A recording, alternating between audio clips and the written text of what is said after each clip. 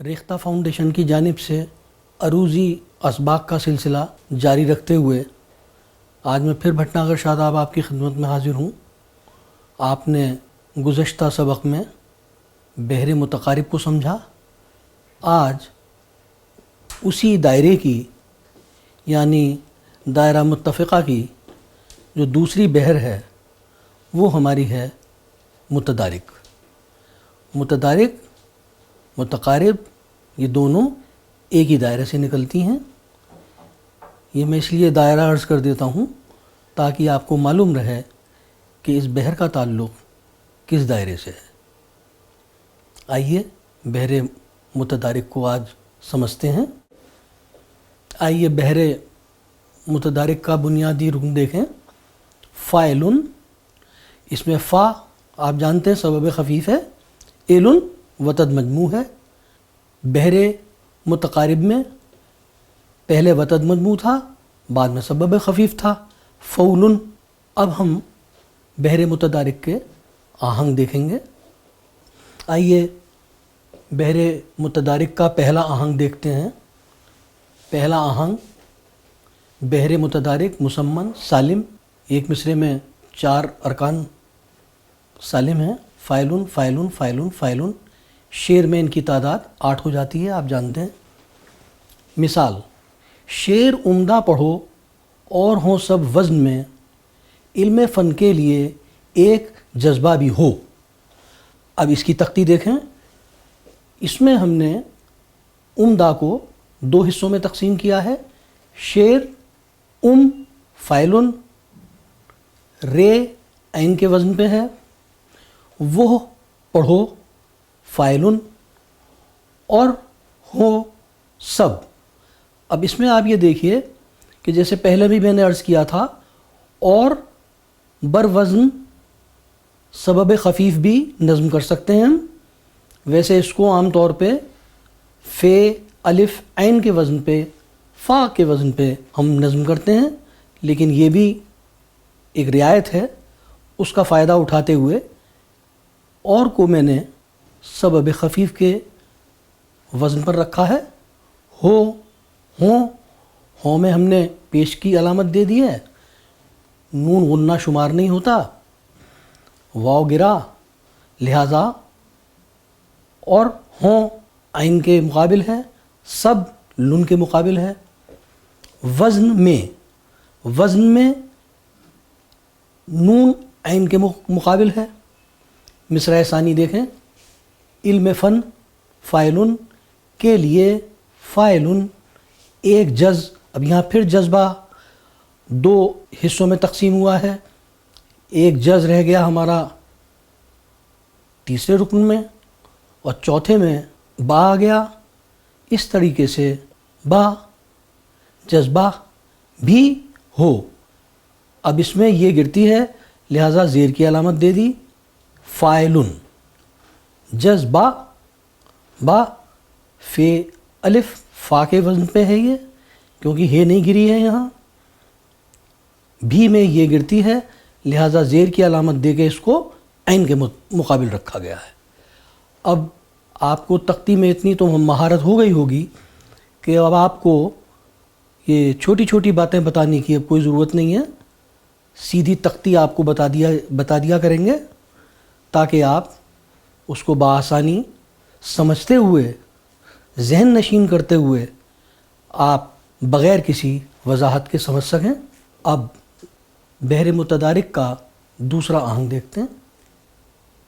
دوسرا آہنگ، اس میں یہ فرق ہے کہ پہلے والے آہنگ میں 4 رکن سالم تھے، اس میں ہم نے آخری رکن جو ہے اس میں فاعلن، اس میں پورا وطد مجموع ہم نے اس کو حذف کر دیا ہے، لہٰذا اس کا جو اصطلاحی نام ہے وہ ہے بحر متدارک مسمن سالم سالم سالم محظوظ یا احظ۔ اب اس ضمن میں یہ عرض کر دوں کہ آپ چاہیں تو اس کو صرف کہیے بحر متدارک مسمن محظوظ یا احظ، کیونکہ سالم تو ہوں گے ہی، اور محظوظ یا احظ اس کو آپ محظوظ بھی کہہ سکتے ہیں، احظ بھی کہہ سکتے ہیں، اور یہ عروض و ضرب میں آتا ہے، یہ زحاف مضاعف ہے، اس کے 2 نام ہیں۔ بہرحال فاعل فاعل فاعل فا۔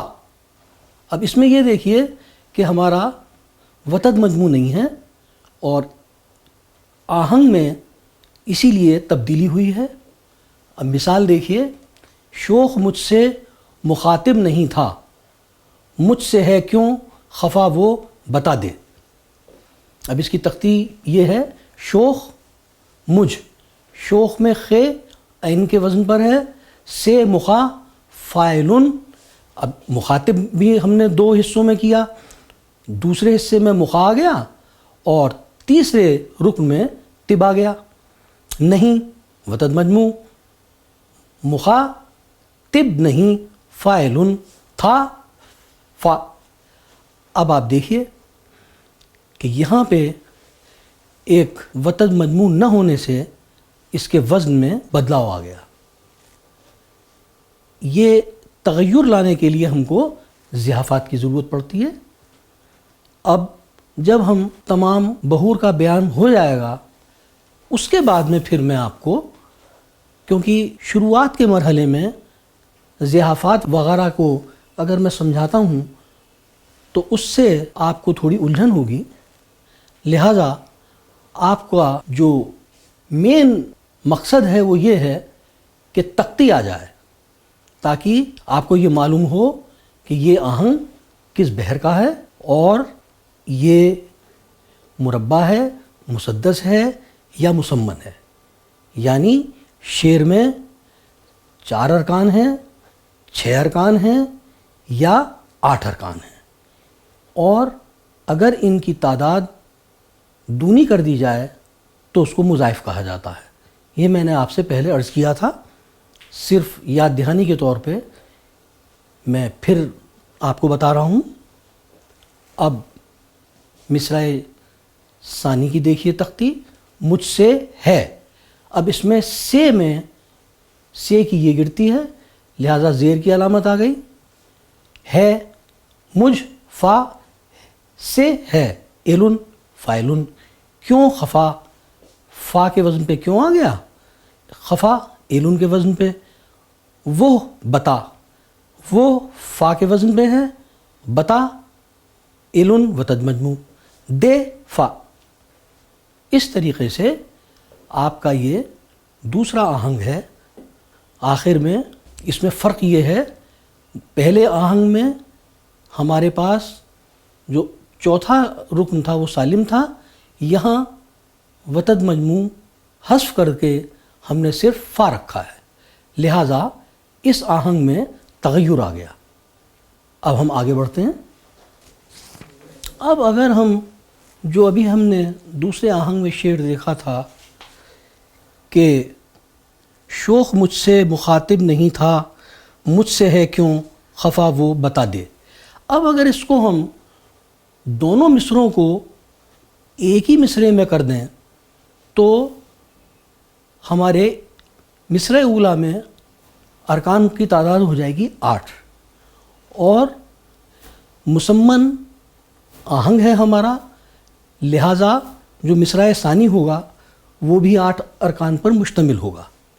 مصرع ثانی میں نے آپ کو اب دے رہا ہوں، پھر بھی دیکھو میرے دل کی حالت، ہر گھڑی بس اسے ہی صدا دے۔ اب آپ اس میں یہ دیکھیں کہ تختی سے واضح ہوگا کہ پھر بھی دے۔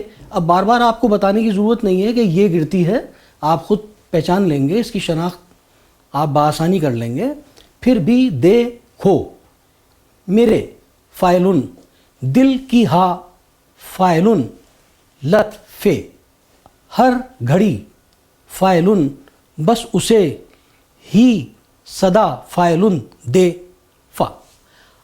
اب آپ نے یہ دیکھا کہ اگر ہم اس کو 4 ارکان کے بعد میں، یہ بھی ایک شعر ہو سکتا ہے، لیکن کیونکہ ہم نے ارکان کی تعداد دوگنی کر دی ہے، لہٰذا یہ ہمارا ایک ہی مصرع ہو گیا اور پہلے جو شعر تھا وہ بھی ایک مصرے میں ہوا، لہٰذا اس کو ہم مسمن مضاعف کہیں گے۔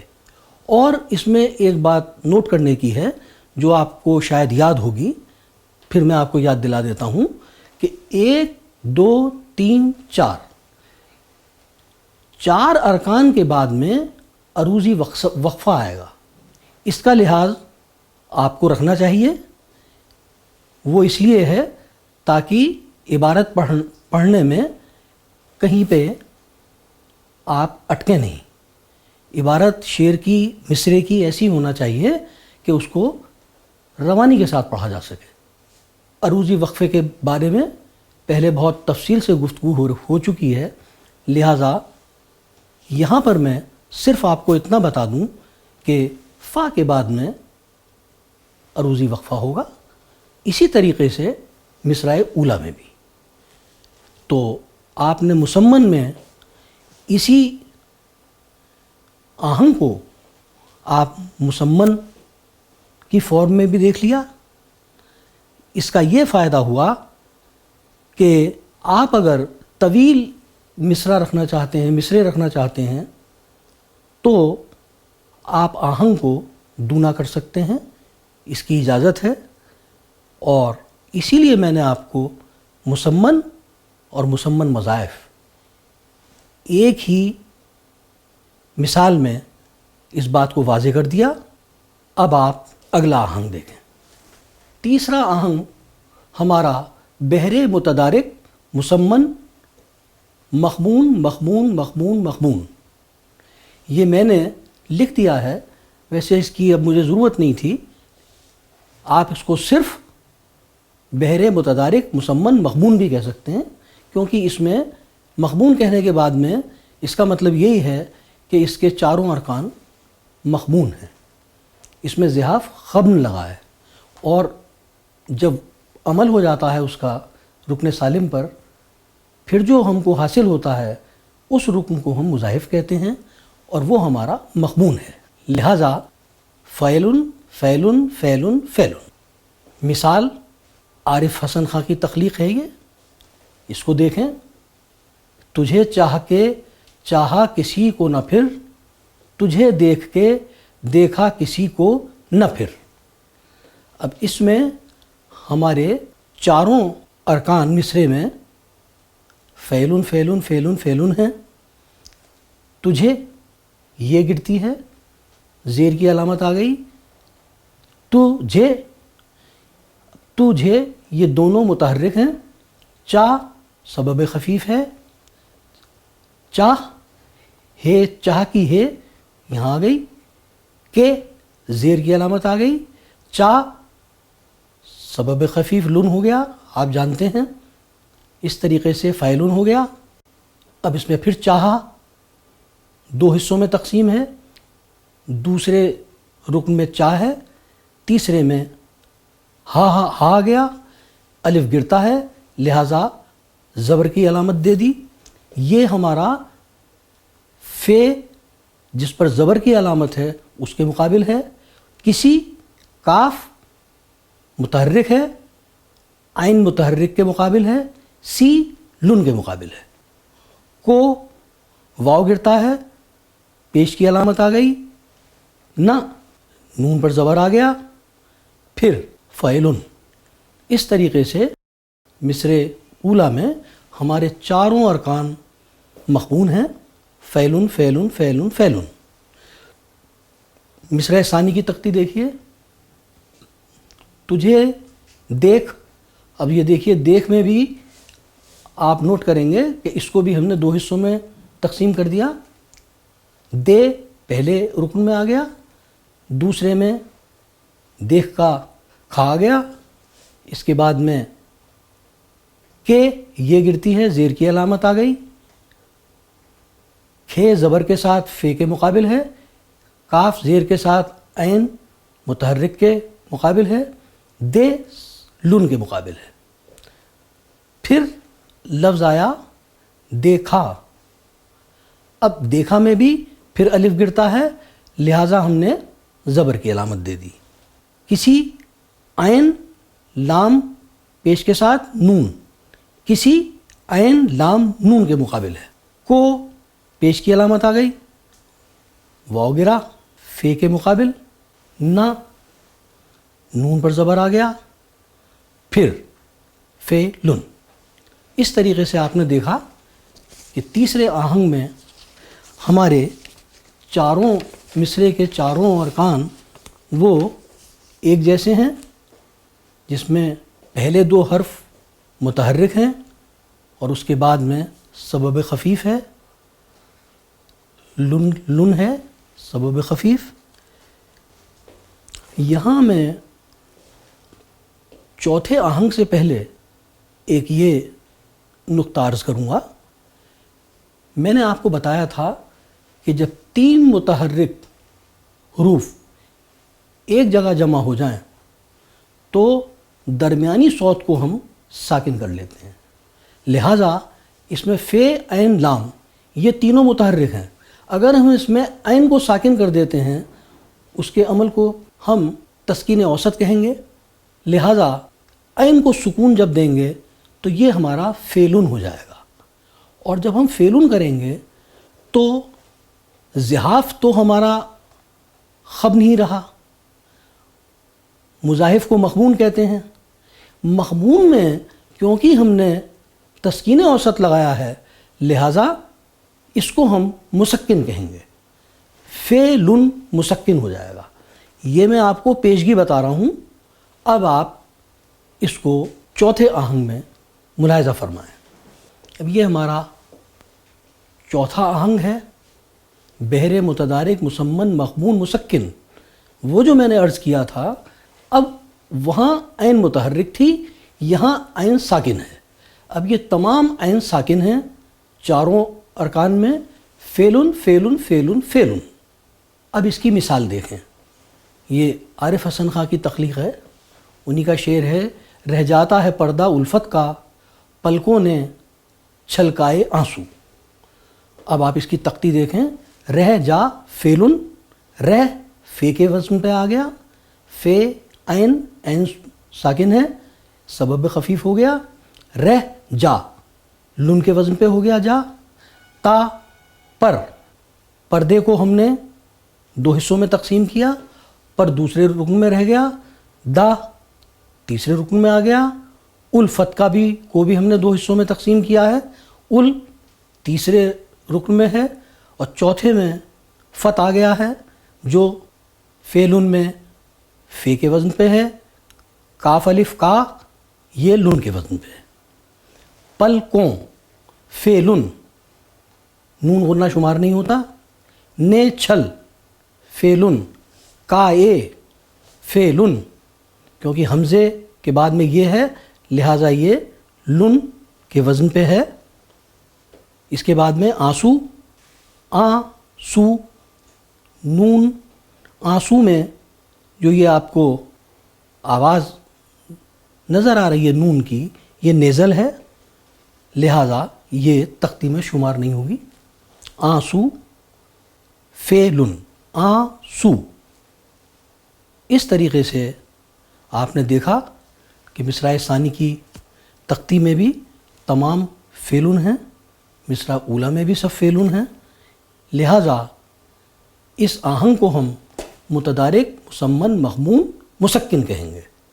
اگر صرف مسکن ہوگا، مسکن نہیں ہوگا، صرف مخبون ہوگا تو اس حالت میں جو ہم نے تیسرا آہنگ دیکھا تھا وہ ہو جائے گا فیلن فیلن فیلن فیلن. مطلب اس کے سارے عین جو ہیں وہ متحرک ہو جائیں گے. یہاں سارے عین ساکن ہیں لہٰذا اس کو مسکن کہتے ہیں. اب پانچواں آہنگ ہمارا یہ بھی رائج ہے. اس میں آپ غور فرمائیں کہ بحر متدارک مسمن مخبون مسکن محظوظ یا احظ، اس میں بھی فائلن ہمارا بنیادی رکن ہے. اس میں سے ہم نے زحاف کے ذریعے وتد مجموع ساکت کیا ہے لہٰذا سبب خفیف فے الف فائلن کا فے الف رہ گیا، اس کو ہم فے عین سے ڈینوٹ کرتے ہیں. اس طریقے سے آپ نے دیکھا کہ مخمون میں فعلن جیسے جو چوتھے آہنگ میں تھا، یہ بھی فعلن ہے، یہ بھی فعلن ہے، یہ بھی فعلن ہے، اس میں تمام عین جو ہیں وہ ساکن ہیں۔ مثال، عالم سے نقطے سیکھو پھر ان کو ازبر کر لو۔